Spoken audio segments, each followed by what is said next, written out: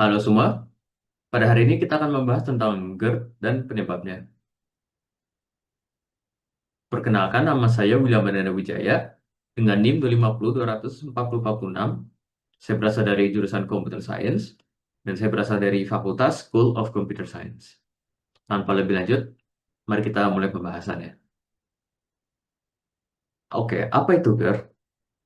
GERD itu adalah suatu penyakit di mana asam lambung akan naik ke dalam esofagus dari lambung atau dari perut. Untuk istilahnya gastroesophageal reflux disease. Beberapa dari gejala GERD secara sederhana adalah perut yang kembung, sulit untuk menelan makan, ada cairan dari makanan yang naik ke perut, rasa asam dalam mulut atau regurgitasi asam, ada bau mulut, dan rasa nyeri pada dada. Jadi itu adalah gejala untuk halaman pertama ini. Kita akan bahas lebih lanjut pada slide berikutnya. Nah, sekarang kita akan membahas gejala dari GERD secara lebih detail. Di sini ada tiga, panas pada dada, regurgitasi asam, dan kesulitan makan. Panas pada dada adalah gejala umum pada GERD, pada orang yang mengalami GERD, yang biasanya muncul setelah makan dan gejala akan dapat berlangsung selama beberapa jam. Kemudian regurgitasi asam itu adalah sensasi bahwa ada isi perut naik kembali ke dalam kerongkongan, sehingga ada rasa pahit di dalam mulut dan ketidaknyamanan. Kemudian kesulitan makan ini dialami oleh orang-orang yang memiliki GERD secara umumnya. Kondisi ini memiliki istilah disfagia, yang disebabkan oleh kerusakan jangka panjang pada kerongkongan akibat asam lambung yang naik, sehingga dia terjadi pembekakan dan penyempitan. Kemudian, pada slide berikutnya, ada gangguan pernafasan, batuk kronis dan serak, dan nyeri dada. Gangguan pernafasan ini juga terjadi akibat penyempitan. Saluran pernafasan terganggu akibat iritasi akibat asam lambung yang naik. Gejalanya adalah sesak nafas, suara bersusah bernafas atau wheezing, bahasa Inggrisnya, dan bronkospasme yang berarti penyempitan saluran nafas sehingga kita sulit untuk bernafas. Kemudian batuk kronis dan serak terjadi karena iritasi akibat dari asam yang naik ke dalam kerongkongan, taring, dan trakea juga.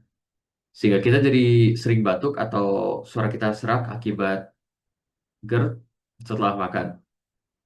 Kemudian nyeri dada ini juga diakibatkan oleh GERD atau gejala GERD. Gejalanya dirasakan dari rasa terbakar atau tekanan pada bawah tulang dada yang menyebar ke seluruh dada, mulai dari bawah tulang dada.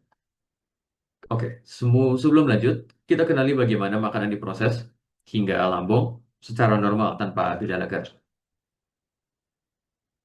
Oke, jadi pertama, makanan akan masuk dari mulut, kemudian dia akan diproses ke esofagus bawah. Kemudian, cincin otot yang mencegah asam lambung naik ke esofagus akan menutup akses untuk makanan kembali ke esofagus atau regurgitasi asam. Cincin otot ini dikenal sebagai sphincter esofagus. Kemudian makanan yang diproses di dalam lambung akan menetap di situ, yang sedang lama akan menetap di situ pada hingga selama 3 hingga 4 jam sebelum diproses lebih lanjut. Oke, setelah mengetahui hal tersebut, kita bisa mengetahui hmm, apa apa saja penyebab penyakit GERD ini. Penyakit GERD ini adalah gangguan pada bagian bawah atau sphincter. Sphincter esofagus terlibat dalam membawa makanan dan cairan dari tenggorokan ke lambung. Nah, apabila katup ini mengalami gangguan, asam lambung akan mengalir kembali ke dalam esofagus, sehingga akan menyebabkan gejala-gejala seperti kita sebutkan sebelumnya. Sekarang kita akan bahas sedikit lebih teknis terkait GERD dan esofagus. Lebih ke arah esofagus. Esofagus akan membawa makanan yang ditelan dari mulut ke dalam kerongkongan. Dan katup otot epiglotis akan mencegah makanan masuk ke dalam trakea yang merupakan saluran pernafasan. Cincin otot esofagus ini juga disebut sebagai sphincter. Sphincter esofagus terdiri dari dua, yaitu sphincter atas dan sphincter bawah.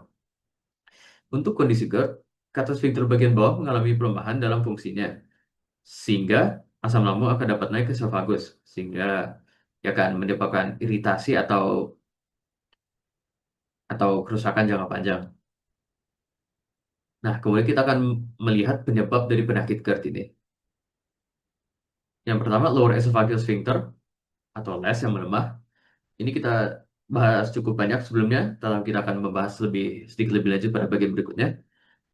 Kemudian ada faktor gaya hidup dan makanan yang yang lebih melibatkan cara hidup kita dalam kurung dalam kendali kita, dan faktor kesehatan medis yang dapat dikatakan lebih di luar kendali kita, misalkan faktor genetik atau faktor keturunan keluarga. Lower esophageal sphincter yang melemah atau les. Kondisi ini adalah kondisi di mana ada sebuah gangguan pada cincin otot atau sphincter esofagus bawah, terutama yang bawah itu karena dia menahan asam lambung untuk naik dari perut ke kerongkongan yang tidak berfungsi secara baik. Les yang berfungsi secara baik akan menutup dan mencegah asam lambung naik ke dalam kerongkongan atau ke atas kerongkongan.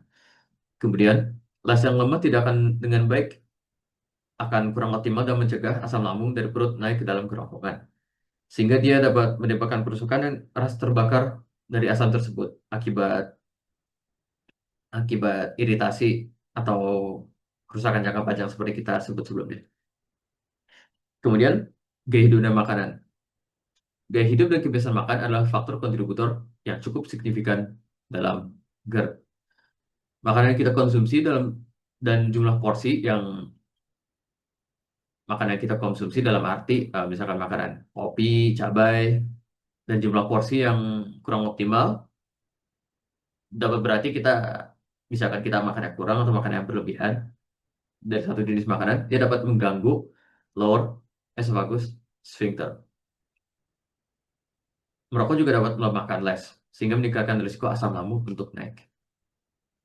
Kemudian makanan apa saja yang dapat menyebabkan GERD? Jadi ada 4 yang akan kita bahas dalam video ini, yaitu kopi, coklat, makanan pedas, dan makanan tinggi lemak.